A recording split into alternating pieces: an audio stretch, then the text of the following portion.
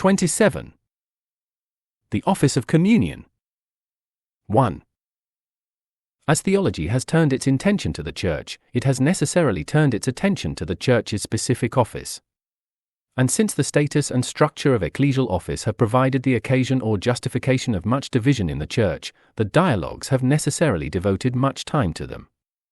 Within the communion ecclesiology, an ecumenical doctrine of office has developed. Since no later than the writing of the pastoral epistles, there have been officers in the Church who were initiated by a rite of prophetic address and the laying on of hands. So, Timothy is exhorted, "Do not neglect the charism that is in you, which was given to you by Spirit-filled utterance with the laying on of hands by the council of elders." Again, I remind you to rekindle the charism of God that is within you through the laying on of my hands.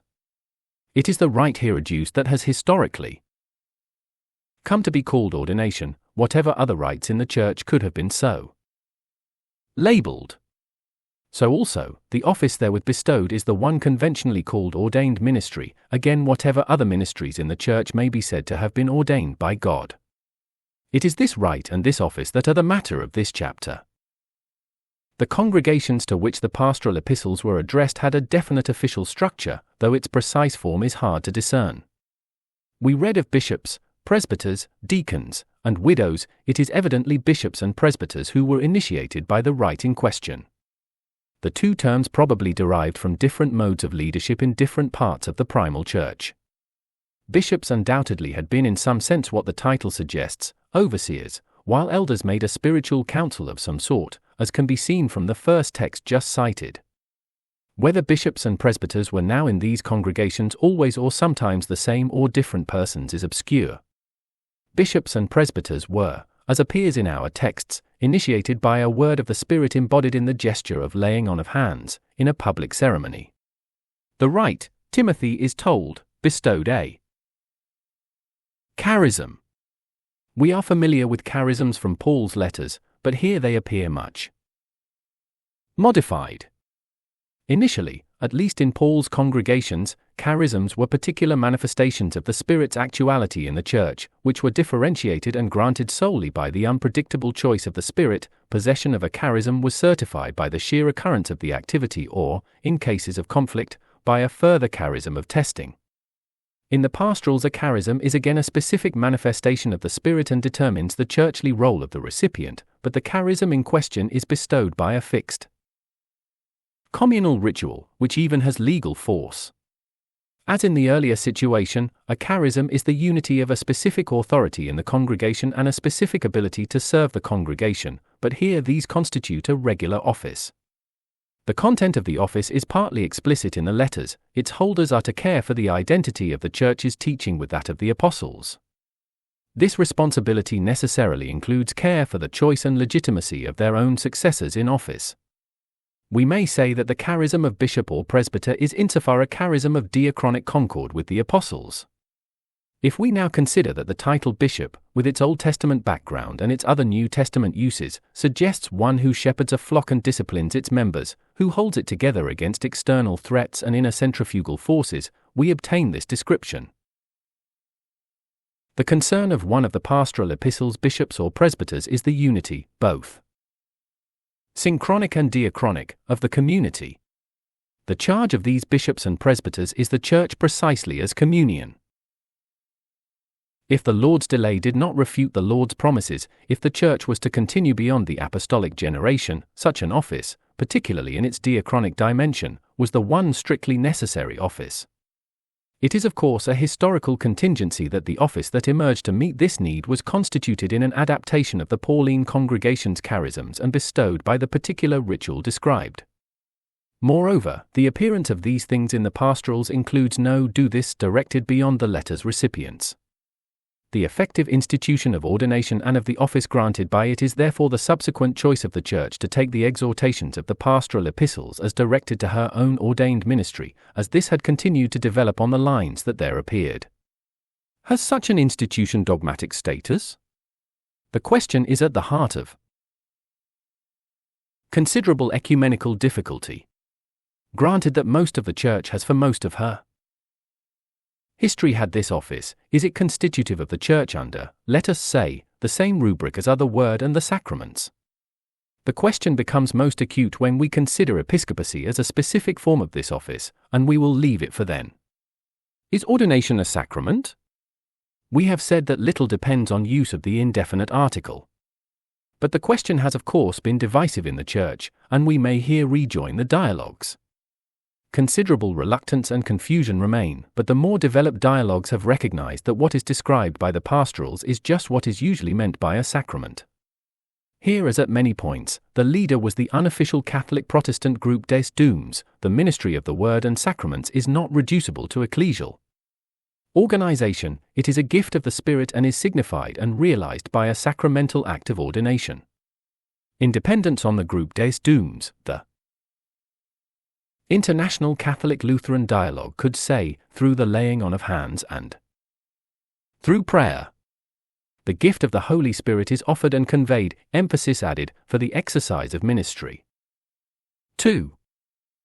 From this point we may follow the path of the dialogues, particularly the main multilateral dialogue. The starting point is the pastoral epistles teaching, ordained ministers are distinguished as those who have received a particular charism. Baptism, Eucharist, and ministry is more reluctant than some bilateral dialogues to say in so many words that the charism is bestowed by ordination, that is, that ordination is sacramental, but it does say so in substance. Ordination is a sign performed in faith that the spiritual relationship signified is present in, with and through the words spoken, the gestures made and the forms employed. The charism is essentially pastoral. Persons are ordained to provide, within a multiplicity of gifts, a focus of unity.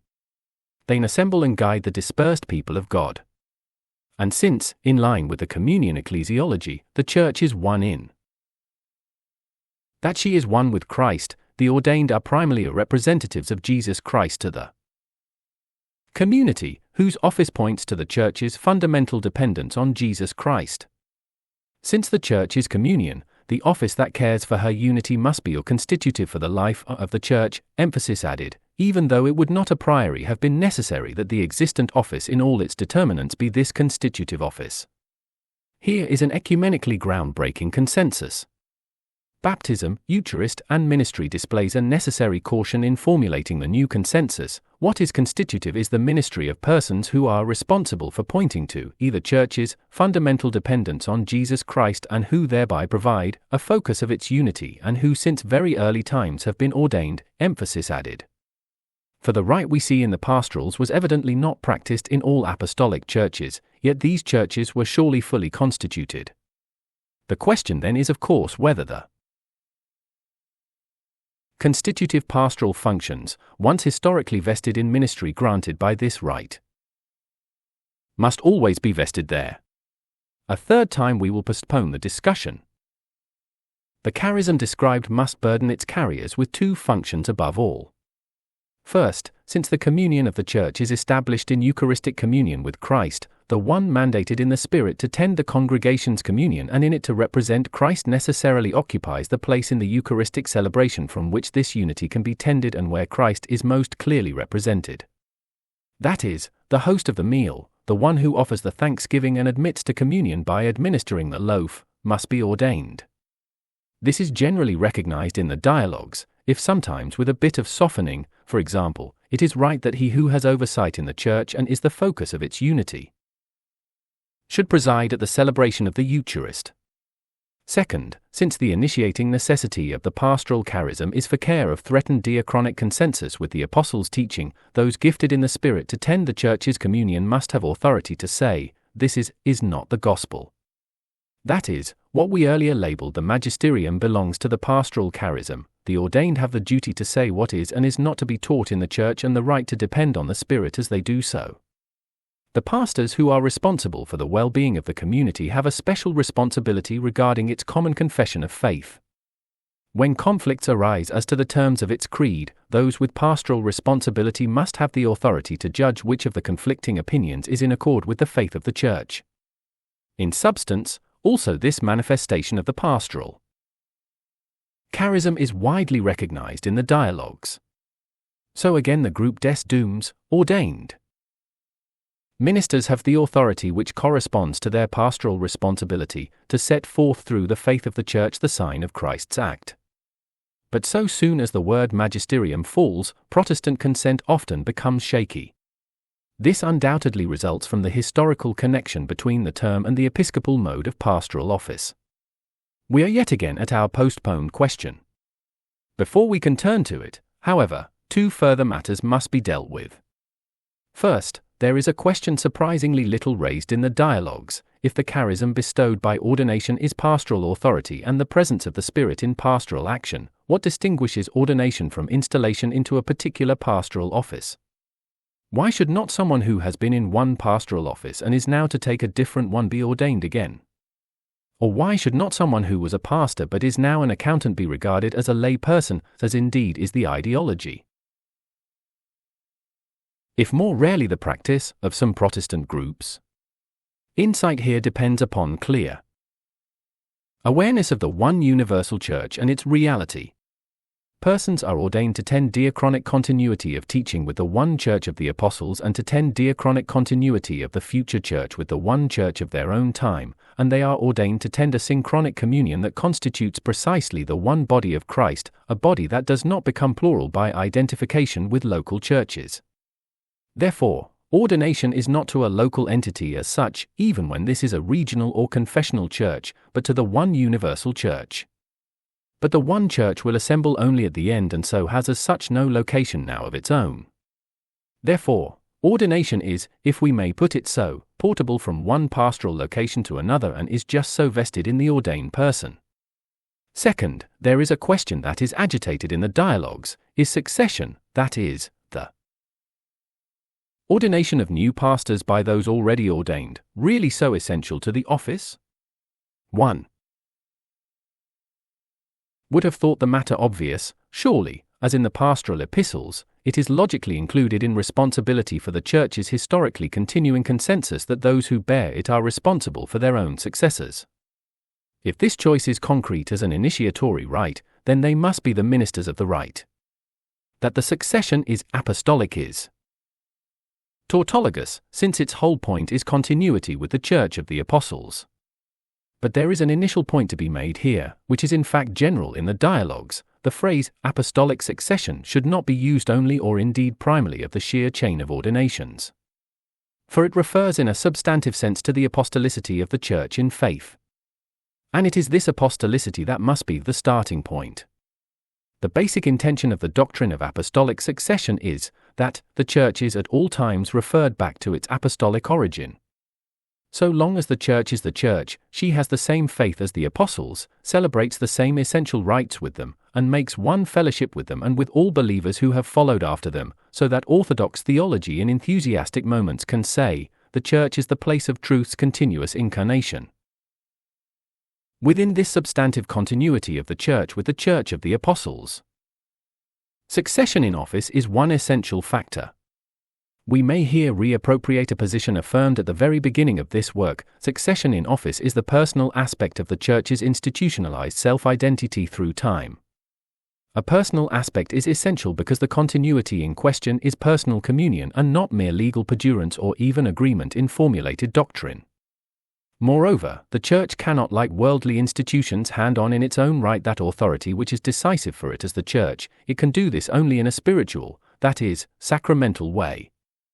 With its practice of the rite of ordination as its form of granting office, the Church expresses faith that she is a creature of the Holy Spirit, who forever continues to live by his gifts.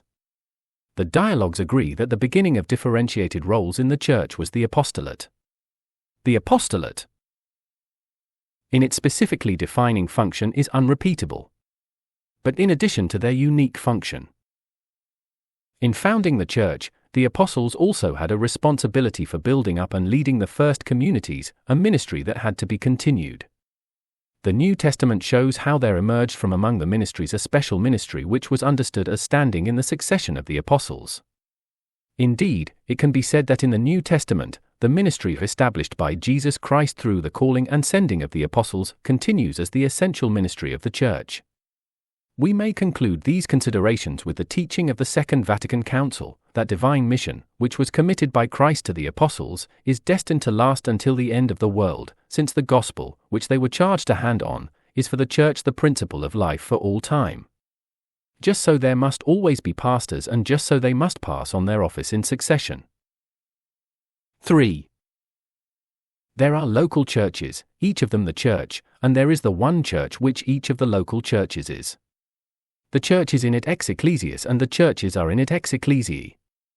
If now it is established that the pastoral office is constitutive of the Church, it follows that both the one Church and the many must have pastors. It may be taken as a chief and necessary, though sometimes evaded, theorem of the communion ecclesiology. At whatever level in a hierarchy of synchronic inclusion we may speak of a church or churches, there must be a pastor or pastors specific to that communion. The slogans of the communion ecclesiology initially suggest just two levels, the many local churches and the one universal church. But it is plain that the principle is more flexible. If there are groupings between the local churches and the universal church, and if there is sufficient reason to call these churches, then these are in and from the local churches, and the one church is in and from them. And at each of these levels there will then be appropriate pastors. We may finally turn to the matter of the episcopate, of the structure of office that since very early times and until the Reformation was universal in the Church. A first step in the history is the emergence and spread, very shortly after the time of the pastoral epistles, of the monarchical episcopate within threefold ministry. These terms may suggest something more clear-cut than has ever actually existed, but there are indeed identifiable structures for which they can be our labels. The first clear literary appearance of the single bishop with his presbyters and deacons is in letters written by Ignatius of Antioch on his way to martyrdom, and these letters have established the permanent ideology and image of episcopacy. The bishop is now definitely a single shepherd of the congregation, and the presbyters a distinct college of spiritual leaders. The bishop's authority is God's own, and indeed it and the congregation's obedience to it participate in the triune life. Let all obey the bishop as Christ Jesus obeys the Father. The bishop is the Christological focus of the congregation's unity. Where the bishop appears, there let the people be present, just as where Christ Jesus is there is the Catholic Church. This unity is enacted specifically in the Eucharist. Take care to have but one Eucharist. For there is one flesh of our Lord, and one cup to unite us in his blood, and one altar, and just so there is one bishop, with the presbyterium and the deacons. The one great theme of Ignatius's vision of ecclesial order is koinonia, under a repertoire of images. So, he writes to the Ephesians, you must be of one mind with the bishop, as indeed you are, for your presbyterium resonates with the bishop as do the strings with a lyre. Thereby, in spiritual unity and harmonious love, the praise of Jesus Christ is sung. Ignatius's image has persisted through subsequent history of the bishop ministering in the midst of the people. Flanked by the college of presbyters and assisted by the deacons, the whole making a sort of choir. The bishop, says Ignatius, is as the Father, the presbyters are as the apostles, and the deacons in their humble serving are as Christ. The unity thus created is mandatory. Without the bishop, let no one perform any of the Church's proper acts. The episcopate did not long remain quite as Ignatius envisioned. Just how soon the presbyters became pastors of their own Eucharistic assemblies does not matter for our purpose.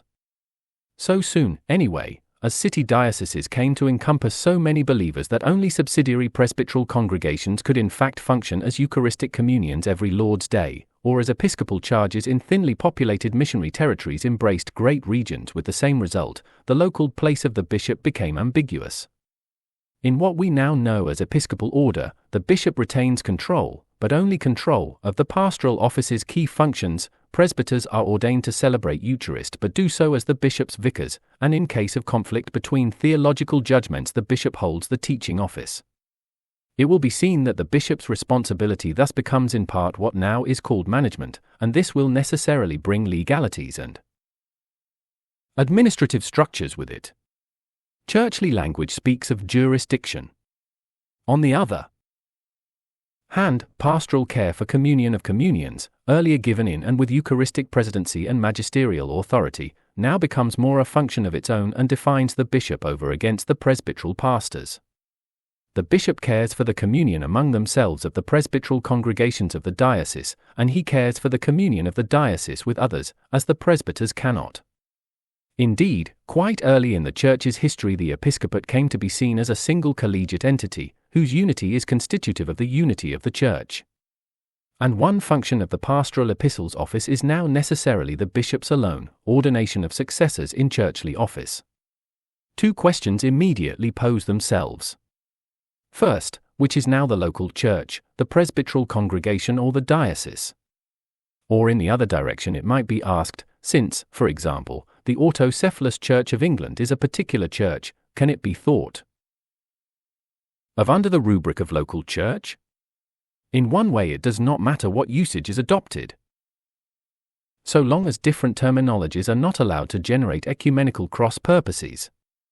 With the division of Ignatius's ideal episcopal presbyteral assembly, there are in any case 3 or 4 levels of church, presbyteral congregations, episcopal the dioceses, perhaps intermediate jurisdictions, and the one church, and approximations of at least the first 3 levels appear under some title in almost all confessional groups, however otherwise alienated from the historic ministerial succession.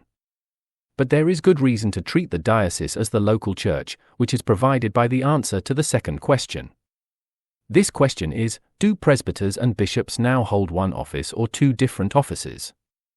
The matter has been historically unclear in the chief episcopal churches.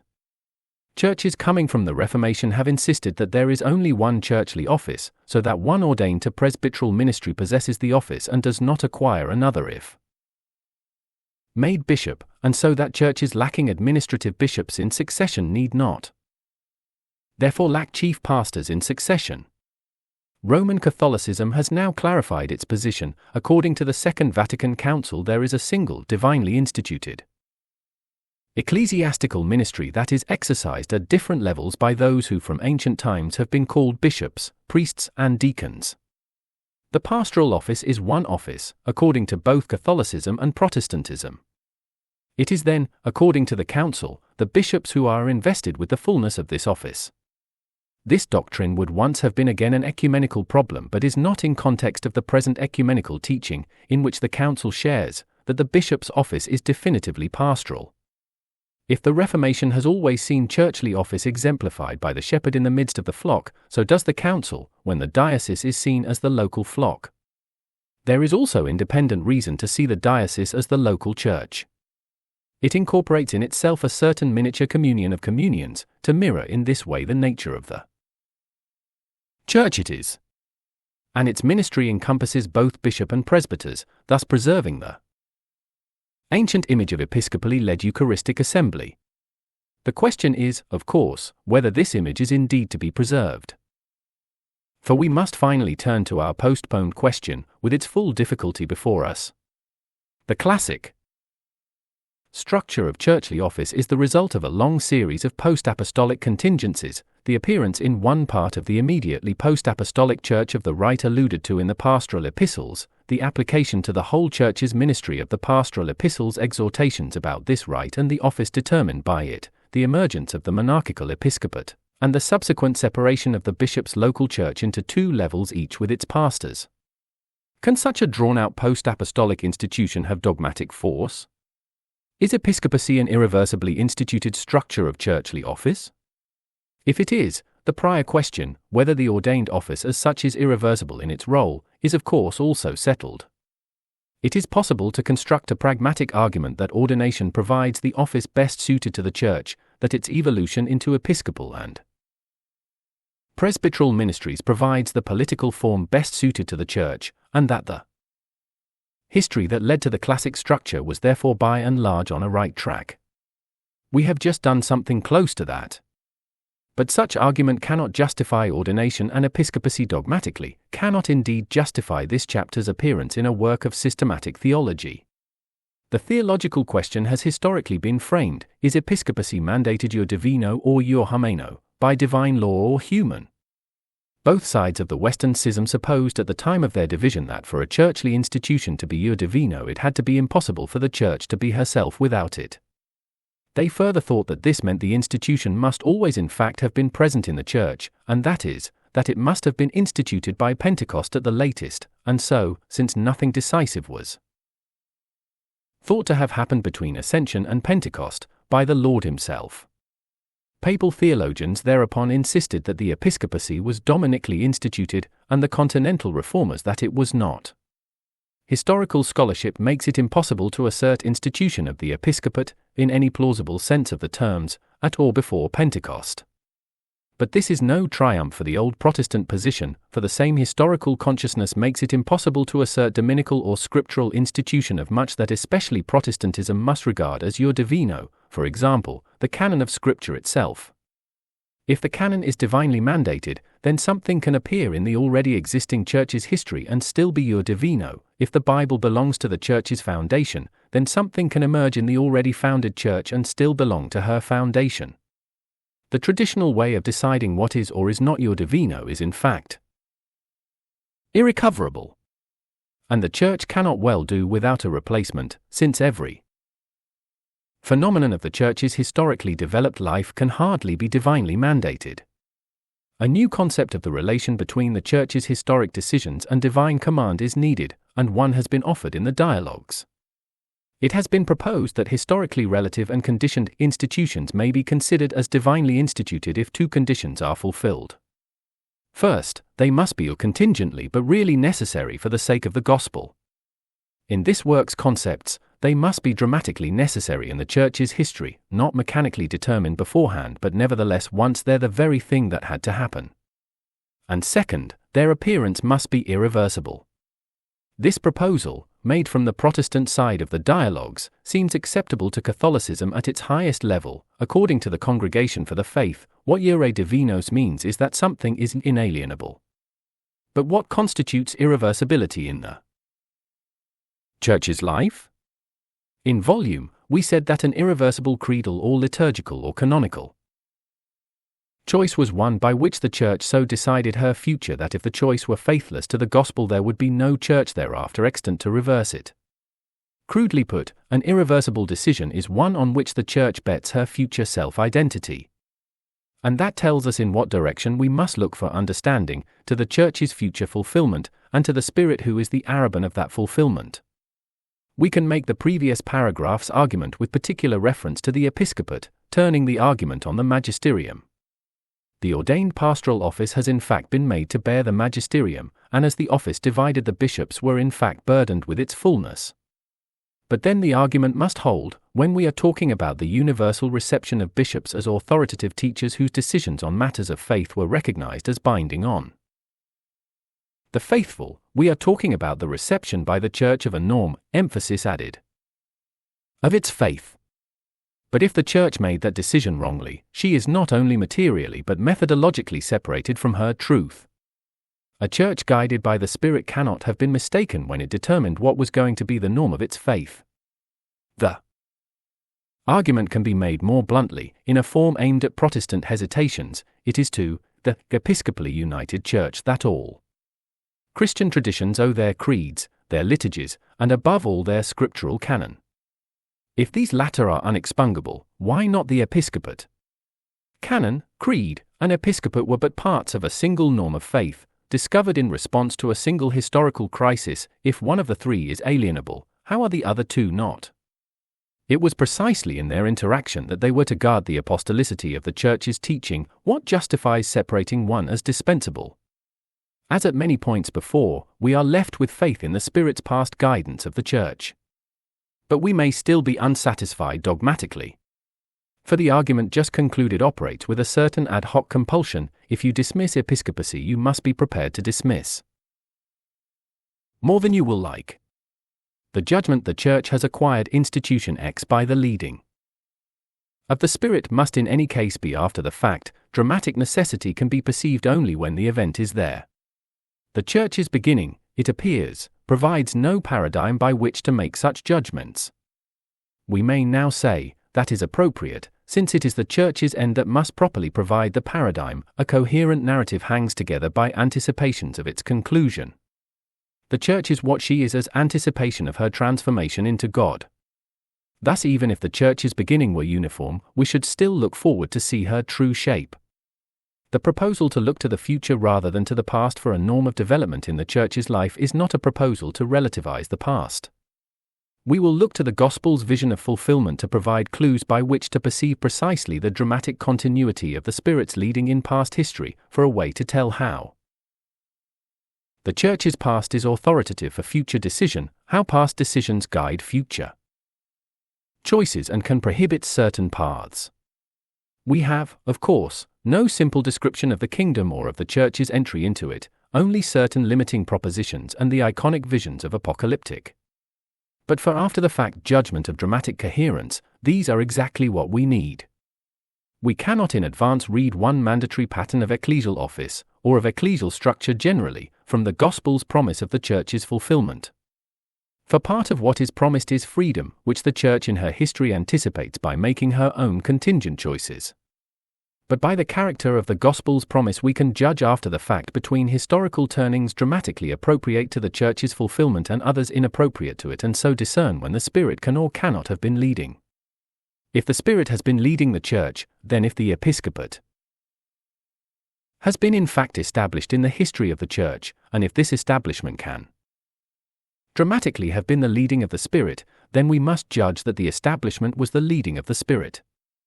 And, as we have just argued, given the scope of the decision made as the episcopate became established, if this particular decision was in its time proper, it is also irreversible.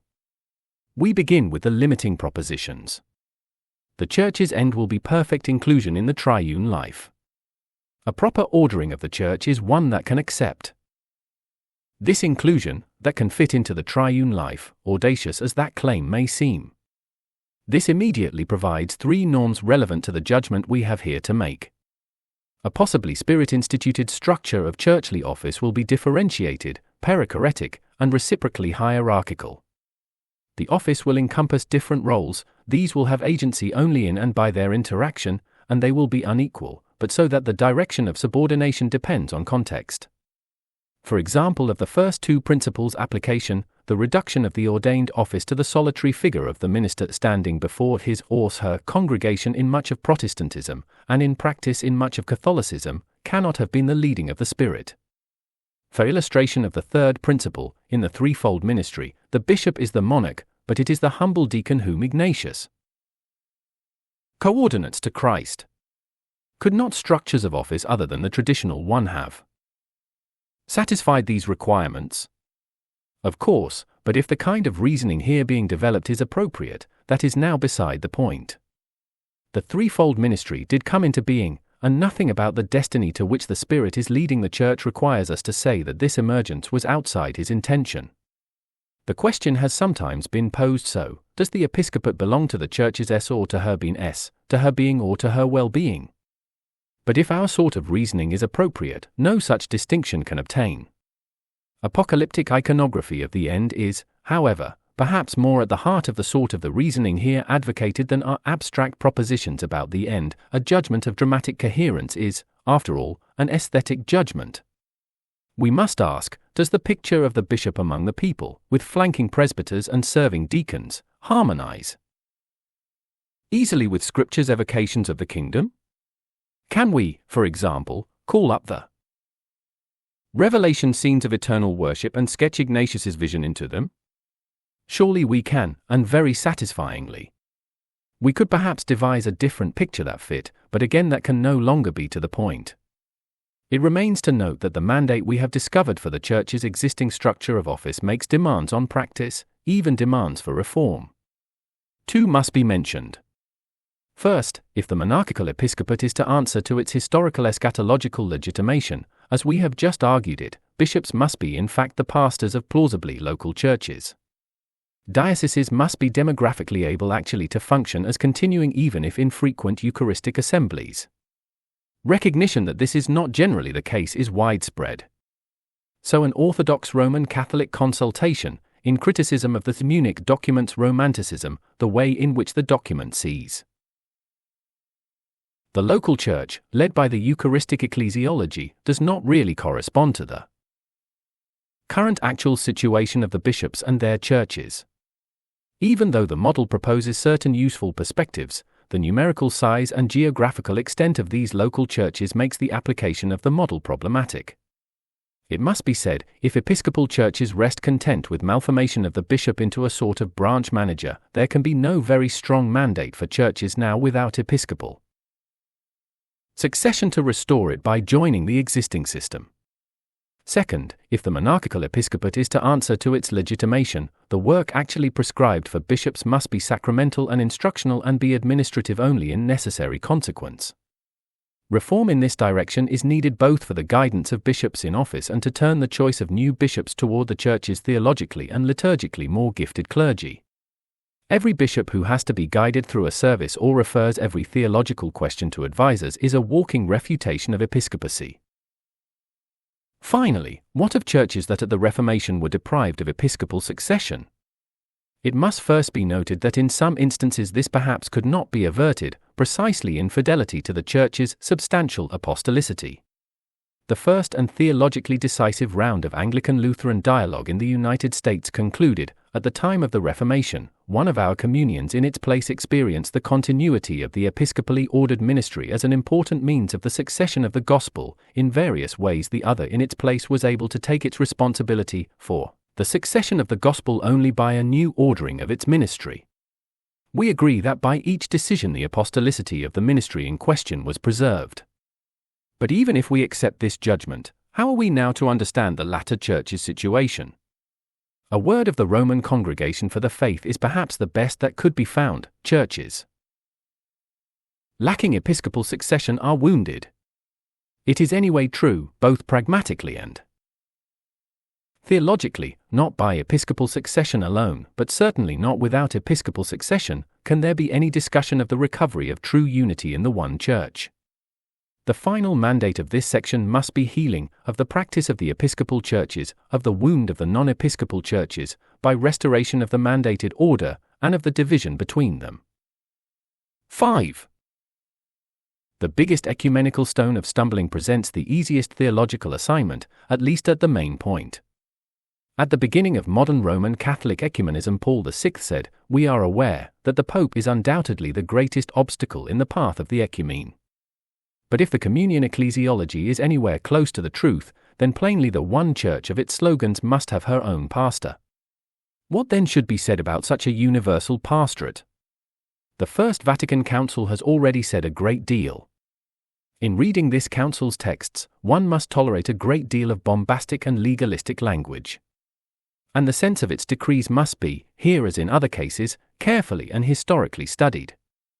But what this council actually said about the universal pastor is, when one gets through to it, in itself unproblematic and even tautologous, if the universal church is herself real. The council spoke first of the universal pastor's jurisdiction.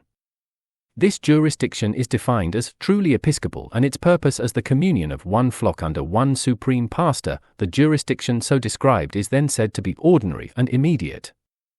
That is, the Pope's role in the universal church is of the same sort as that of a pastor in a local church, and therefore, its functioning is ordinary, not granted by the local bishops, and immediate, not necessarily exercised through them.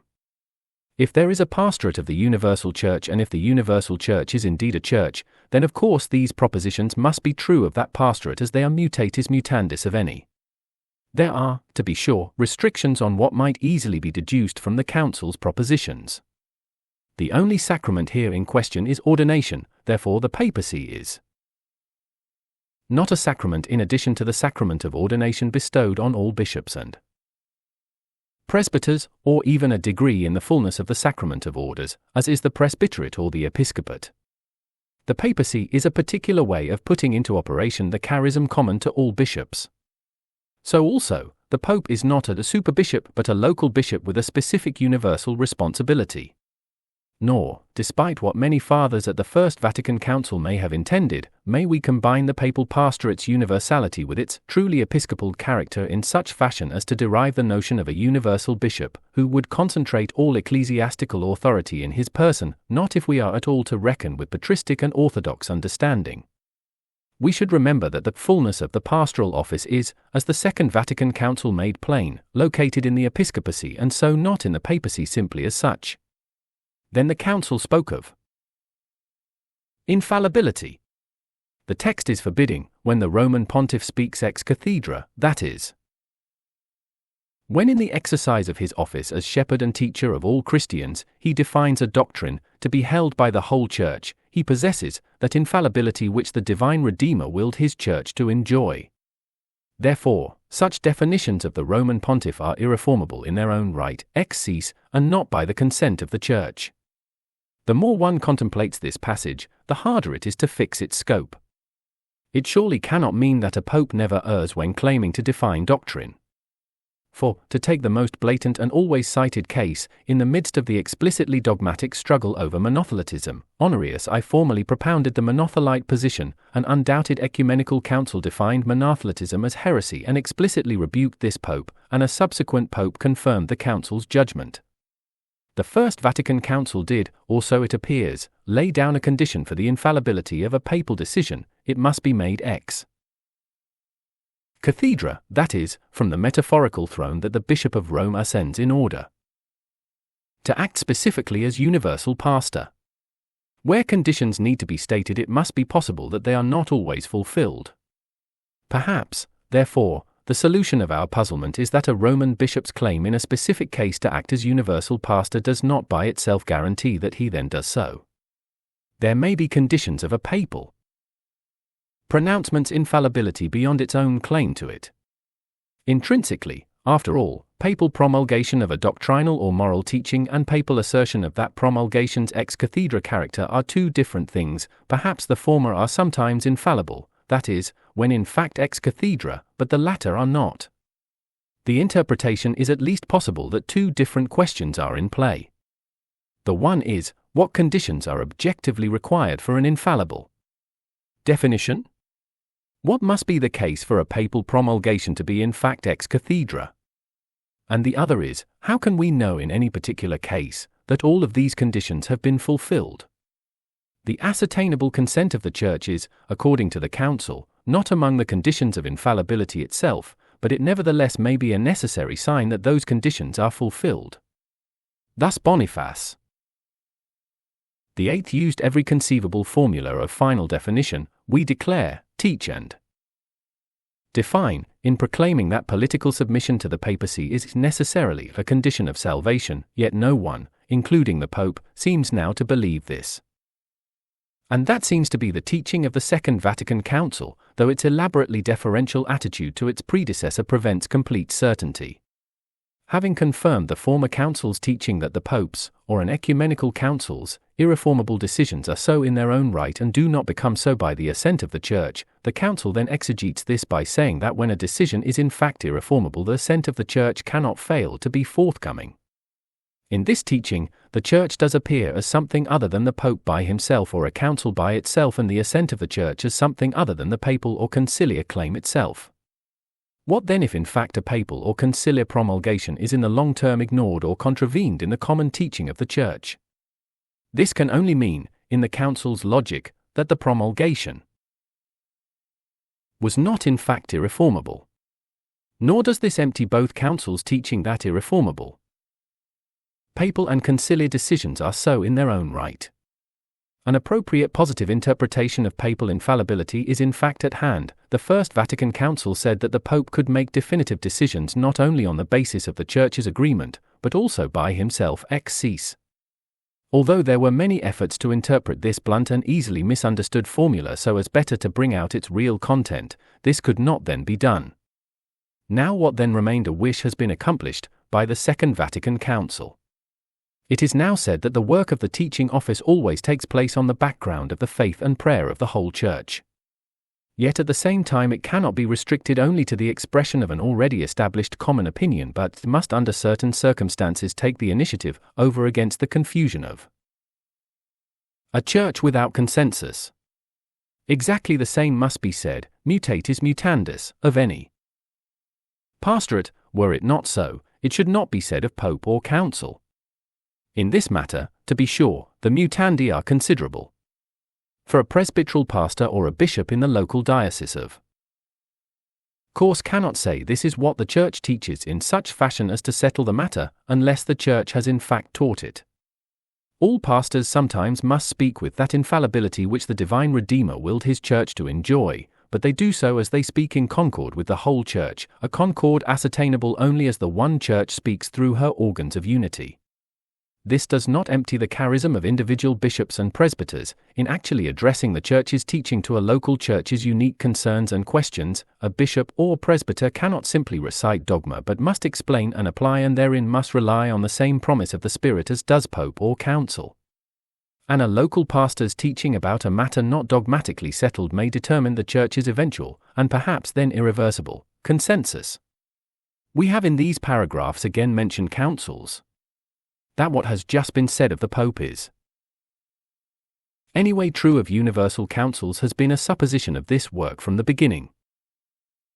The decisions of the ecumenical councils, found to be ecumenical by assent of the Church, have all along provided our model and rationale of strictly dogmatic teaching. The theological reason of this policy has just been provided. It is the same as the reason of the more controversial papal magisterium. In this connection too, and indeed paradigmatically, we may ask, can a council err? Obviously it can, in the sense that it is always possible for a gathering of bishops and other dignitaries to fall into conflict with Scripture or existing dogma, even when that gathering understands itself to be and claims to be a council of the Church. But then it is not one. This will be discovered if the Spirit guides the Church, and the Church's assent cannot fail to be refused. Just this happened in the case of the famous Robber Council at Ephesus, which in its mere formalities differed little from the Ecumenical Council of Ephesus. The definitions of the First Vatican Council were thought by many to have made councils obsolete. It is a further achievement of the Second to have overcome this temptation. Before its reaffirmation of papal infallibility we find, when the bishops, maintaining the tie of communion among themselves and with Peter's successor, join in one opinion as something to be definitively affirmed, they pronounce Christ's doctrine infallibly. And this is most plainly the case when they are joined in an ecumenical council. Two matters remain for this section and for this chapter. The first is a question so far skirted. Granted that there must be a universal pastorate, why should it be located in Rome? Why not, for example, Jerusalem? The question is odd, since Roman primacy developed first and the theology thereof afterward. But it nevertheless must be faced. Pragmatic reasons are not hard to find, and the dialogues have gone far with them. So international Catholic-Anglican dialogue, it occurred early in the history of the Church that to serve communion between local diocesan churches, a function of oversight, was assigned to bishops of prominent sees. And within this system of metropolitan and patriarchal sees, the See of Rome became the principal center in matters concerning the Church universal. And so finally, the only see which makes any claim to universal primacy and which has exercised and still exercises such episcopacy is the See of Rome, the city where Peter and Paul died. It seems appropriate, emphasis added, that in any future union a universal primacy should be held by that see. It is clear that the unity of the Church cannot in fact now be restored except with a universal pastor located at Rome. And this is already sufficient reason to say that churches now not in communion with the Church of Rome are very severely wounded. Just so it is sufficient reason to say also that the restoration of those churches' communion with Rome is the peremptory will of God. Yet such considerations do not provide quite the sort of legitimation we look for in systematic theology and that we found for the episcopate and for the universal pastorate simply as such. The historically initiating understanding of Roman primacy is perhaps itself the closest available approach to what is wanted. For in the earlier centuries of the undivided Church, it was precisely the local Church of Rome, and not the Roman bishop personally, that enjoyed unique prestige. The Bishop of Rome enjoyed special authority among the bishops because their communion with him was the necessary sign of their church's communion with the Church of that place. If the Pope's universal pastorate is based on a unique prestige of the Roman congregation, then obviously in Rome is where it must be exercised. In the Father's understanding of the apostolic foundation of the Church, the founding history of each apostolic local church was a different act of the Spirit. This act was thought to live on in a special character of that church, in what one might perhaps call a continuing communal charism. The continuing life of each apostolically founded church was experienced as an enduring representation of her role within the Spirit-led course of the apostolic mission. The specific authority of the Church of Rome derived from her honor as the place to which the Spirit led Peter and Paul. In the book of Acts, the Spirit's two primary missionary instruments, for their final work and for their own perfecting in martyrdom, the Spirit was therefore expected to maintain the Roman Church as a touchstone of fidelity to the apostolic work and faith. But one need not enter the realm of science fiction now to imagine a time in which Rome, with its congregation and pastors, no longer existed. Yet the role that initially developed around that church, once developed and theologically validated, would still be necessary. Surely an ecumenical council or other magisterial organ of the one church could and should then choose a universal pastor, elsewhere located. The new ecumenical pastor might of course still be styled Bishop of Rome, but this is neither here nor there to our problem. Probably we must judge, identification of the universal pastorate with the Roman episcopacy is not strictly irreversible. On the other hand, hard cases make bad law. Finally, in this section, we must recognize that also the mandate of a universal pastorate, whatever the truth about its location, makes demands on the practice of that pastorate, and may demand its reform. Two matters demand attention. First, the medieval period's ever wider separation of sacrament and jurisdiction, and the resulting interpretation of office in terms of legalistically and managerially construed jurisdiction, has been identified as the chief false development in the West's understanding of churchly office. Moreover, the Bishop of Rome is at once universal pastor and patriarch of the West, which latter is a mostly juridical office. The East-West schism made the boundaries of the patriarchate identical with those within which the Pope's universal care can now actually function. In this situation, the two offices are easily confused and the papacy's universal mission understood administratively. It can hardly be denied that both these temptations have often afflicted papal practice and that experience with such practice is inconsiderable part responsible for Protestantism's and Orthodoxy's continuing fear of papal jurisdiction. Second, the difficulty in setting the boundaries of papal infallibility obviously pose a temptation. For the Bishop of Rome does not cease to teach as a bishop when he descends from the universal cathedra. What of those in the universal church, but not in the Diocese of Rome, who for theologically plausible reasons disagree with something he then teaches? Do they thereby dissent from the universal pastor? It must be very easy for the papacy to think that they do. But precisely if the papacy is to fulfill its defining mission of unity, this temptation must be firmly resisted. The present Pope feels all this and has proclaimed his hope to find a way of exercising the primacy which, while in no way renouncing what is essential to its mission, is nonetheless open to a new situation. And with potential immense significance, he has made an invitation, could not the real but imperfect communion existing, persuade church leaders and their theologians to engage with me in patient and fraternal dialogue on this subject. Theology must for the present rest the matter with hope for this invitation. 6.